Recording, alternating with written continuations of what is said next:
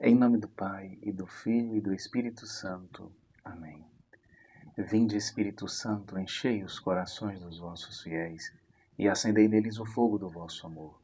Enviai o vosso Espírito, e tudo será criado, e renovareis a face da terra. Oremos. Ó Deus, que instruístes os corações dos vossos fiéis, com a luz do Espírito Santo, fazei que apreciemos retamente todas as coisas, segundo o mesmo Espírito, e gozemos sempre da sua consolação.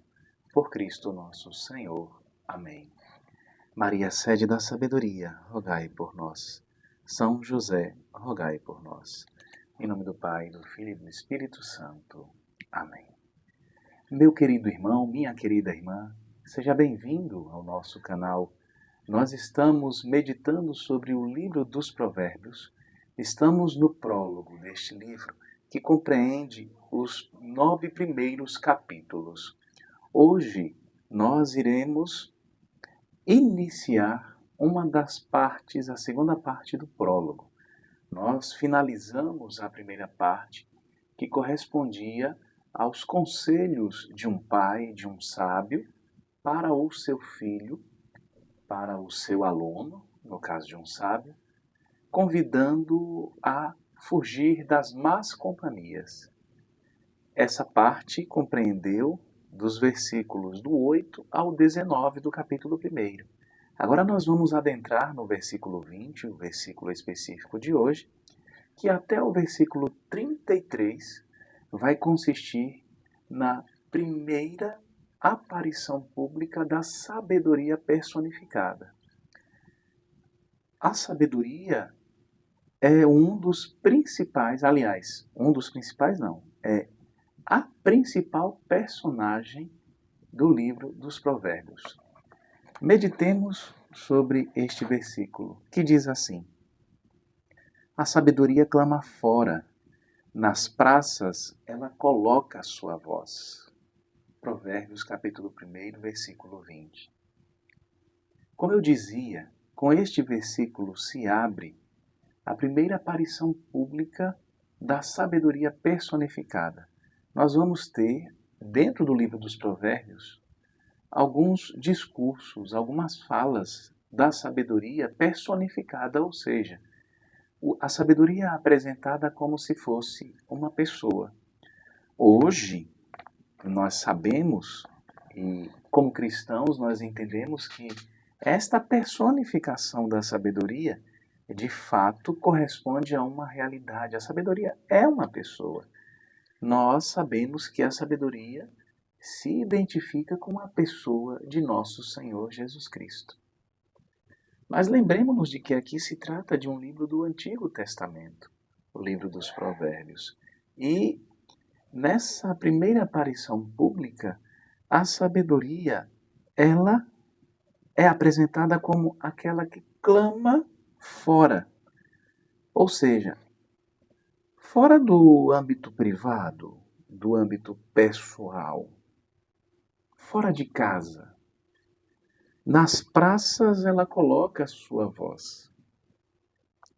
Primeira característica que nós vemos aqui em relação à sabedoria divina e como essa característica causa um alívio, uma alegria tão grande. Que característica é essa, Fabiano, que causa alegria e alívio tão grande? A sabedoria não é propriedade de poucos, ela não se propõe a ser possuída por poucos. A sabedoria quer ser encontrada por todos aqueles que são filhos de Deus, por todos aqueles que a buscam, por todos aqueles que querem ser inundados do Espírito Santo. Mas como que aparece essa característica, Fabiano? Se ela sai do âmbito privado e vai para o âmbito público, para fora de casa, é porque ela quer que a sua voz, que os seus atos sejam, no caso da voz, ouvida e no caso dos atos, vistos por todos. A sabedoria divina quer inundar todo ser humano. Aliás, O livro da sabedoria, que é um livro bíblico, nos diz que a sabedoria é amiga de todos os homens. Ela é amante de todos os homens. É a palavra que aparece lá no livro da sabedoria. A sabedoria divina quer inundar a todos. Deus não quer que somente alguns sejam sábios. No âmbito da sabedoria secular, a sabedoria deste mundo, nós vemos, por exemplo, alguns filósofos defendendo que sabedoria deve ser para alguns, para poucos. Alguns filósofos defendem isso.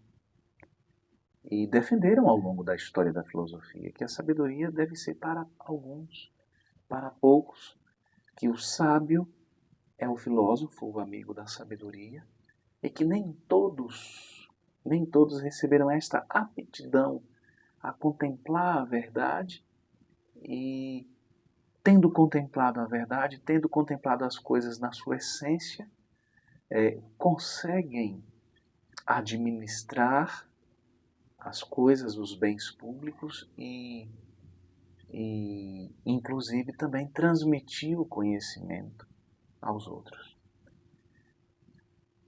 Isso é privilégio de alguns. Pois bem, é este pensamento que é defendido por alguns filósofos.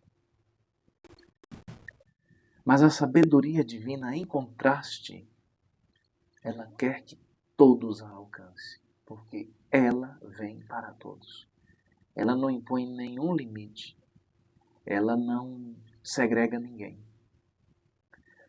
Outro fato interessante que aparece aqui nesse versículo é: a sabedoria clama fora. O verbo hebraico que aparece nesse versículo diz respeito a um clamor de alegria, de exultação. Então percebam o seguinte: a sabedoria de Deus, ela se alegra em se dirigir a nós, em clamar fora do âmbito privado. Aqui nós podemos entender a sabedoria que desce até nós, a sabedoria que não fica restrita à vida trinitária, ao âmbito privado da Trindade, mas a sabedoria que desce para anunciar alegremente a sua mensagem, para transmitir alegremente a sua mensagem. E sabe o que é interessante?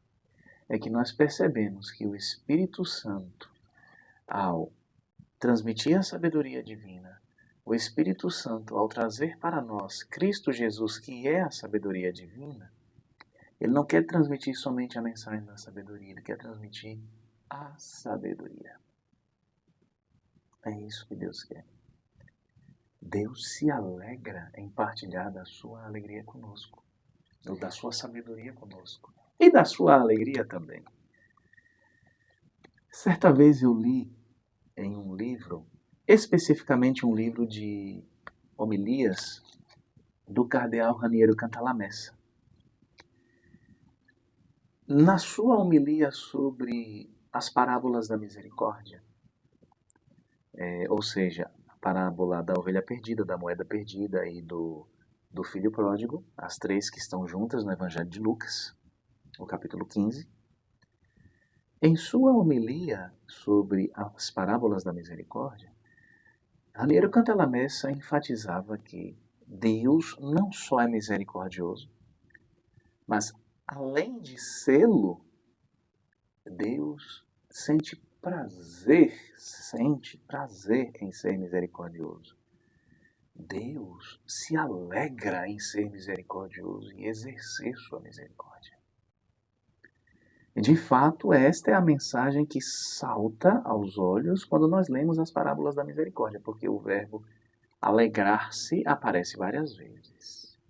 Diante do resgate da ovelha perdida, diante da moeda encontrada, diante do filho que retorna. Ou seja, a alegria de Deus em ser misericordioso. Vamos parafrasear isso aqui. Deus não só é sábio, Deus não só é a sabedoria, mas Deus se alegra em partilhar sua sabedoria conosco. A sabedoria clama do lado de fora. clama para aqueles, nós, míseros mortais, que não possuímos a vida divina por natureza, mas por graça, por participação. Clama a nós para que nós sejamos elevados.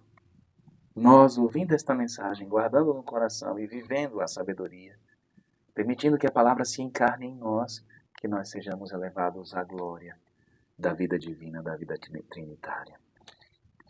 Ela coloca sua voz nas praças. A sabedoria divina.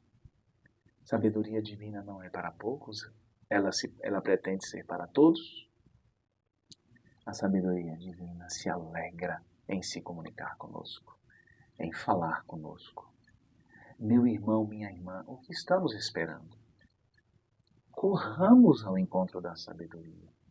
Ouçamos a sua voz. Deixemos que ela se faça nossa amiga. Deixemos que ela penetre o nosso ser.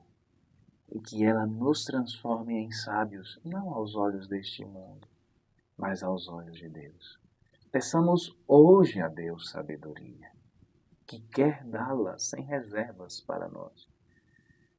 Ele quer dar aos homens normais, aos homens mortais, aos homens que não são sábios para este mundo, e também para aqueles que são sábios para este mundo.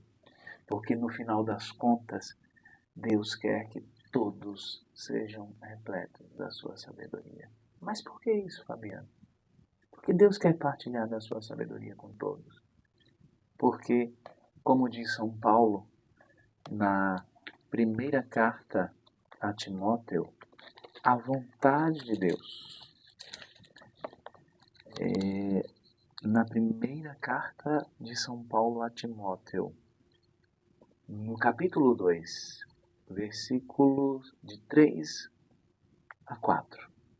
Eis o que é bom e aceitável diante de Deus, nosso Salvador, que quer que todos os homens sejam salvos e cheguem ao conhecimento da verdade.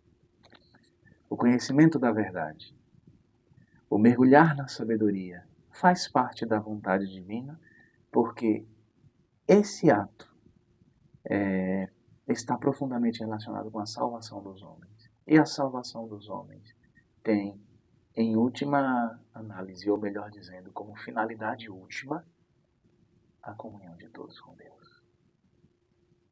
Conhecendo o Senhor, amando o Senhor, para viver em comunhão com Ele. Clamemos. Deus quer nos conceder sua sabedoria, quer dar a todos. Por isso a sabedoria clama nas praças. A sabedoria continua a vir ao nosso encontro ainda hoje. Acolhamos a sabedoria e guardemos-la em nosso coração para praticá-la em nossa vida. Louvado seja nosso Senhor Jesus Cristo, para sempre seja louvado. Fique na paz do Senhor.